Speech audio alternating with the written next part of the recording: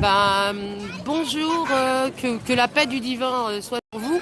On est en direct ici sur le parvis des Trocadéros, comme je vous l'avais promis. On va attendre qu'il y ait un petit peu de monde qui arrive. On est avec l'association 1 euro pour les musulmans de France et avec l'association aussi Ouïghours en France. Alors, les Ouïghours, ils sont approximativement à peu près 400 en France.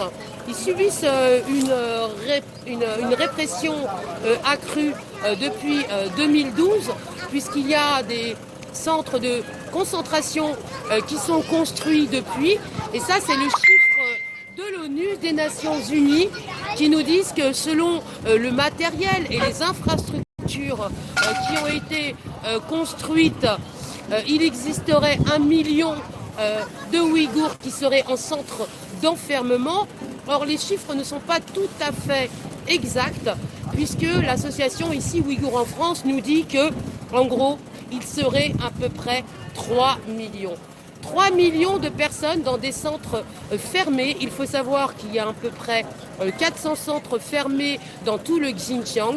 Donc le Xinjiang, c'est une province qui a été reconnue par la Chine. C'est une des 56 provinces chinoises qui se trouve dans le nord-ouest de la Chine et qui est colonisée à l'heure actuelle par les Han.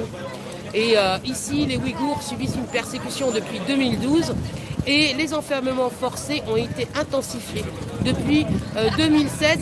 Mais je vais rejoindre Halim, qui est le président de l'association Ouïghours en France et qui, lui, va pouvoir vous en dire un peu plus. Donc oui, vous, Halim, vous m'avez dit tout à l'heure, vous étiez président de l'association Ouïghours en France. Et vous parliez tout à l'heure du nombre de personnes qui seraient enfermées. Donc on peut le rappeler, hein, vous êtes musulman, sunnite, turcophone. Vous êtes arrivé quand en France, vous? Je suis arrivé en 2004 en France, donc jusqu'à aujourd'hui, Oui. depuis 16 ans, j'ai vécu en France. Et vous pouvez retourner, vous, dans le Xinjiang? Depuis que je mets à pied en France, depuis 16 ans, non, je peux plus. D'accord. Mais en fait, c'est pas suite aux événements que vous êtes venu en France, Non. C'est en fait maintenant ça grossit les événements, les problèmes. Mais avant, il y avait quand même, depuis 1949, on a toujours un problème avec les gouvernements chinois. Par rapport à notre religieux, par rapport à notre culture et notre langue aussi. Donc moi je suis réfugié en 2004 justement parce que j'ai manifesté en Chine, c'est-à-dire en Turkestan oriental, contre le gouvernement chinois qui fait du mal sur notre peuple ouïghour et en Turkestan oriental. Donc depuis que je suis parti de chez moi et jusqu'à aujourd'hui, je ne peux plus retourner. Avec là je deviens français, même avec un passeport français. Je ne peux plus obtenir. Vous êtes français aujourd'hui, vous ne pouvez pas. Depuis 7 ans. D'accord. Et j'ai demandé 2 fois le visa pour entrer en Chine. On dirait en Chine. Mais je ne peux plus obtenir mon visa normalement comme les autres pour retourner mon pays.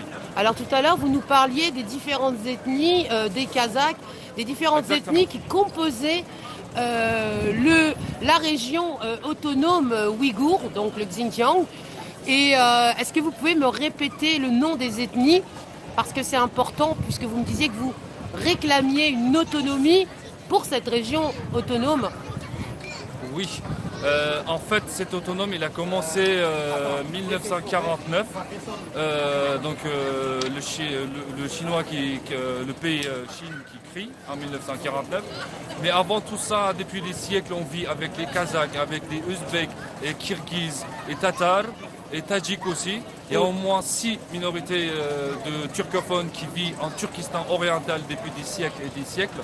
Ça n'a rien à voir avec les cultures et les citoyens chinois dans notre territoire géographique. Donc depuis 1949, pas seulement les Ouïghours, les Kazakhs, les Tibétains aussi, les Kirghizes et les Ouzbeks aussi. Ils ont vécu comme nous, comme les Ouïghours, des camps de rééducation et des forces de mariage et d'interdiction de religieux, tout ça. C'est depuis des années, depuis 70 ans. Depuis 70 Environ, ans. là on est 2019, donc depuis 1949, ça fait environ 70 Alors, ans. les persécutions, elles ont forcément une corrélation avec ce que subissent un peu aussi au Tibet et puis en Birmanie, Voilà. les musulmans, ce qu'ils y subissent. Alors, là-bas, c'est surtout les bouddhistes qui sont... Ils sont contre voilà. Alors, On est c'est un chez nous, bouddhiste ou un tibétain? Il est bouddhiste, ce président. Voilà, mais Est-ce qu'il ne serait pas influencé aussi quelque part? si vous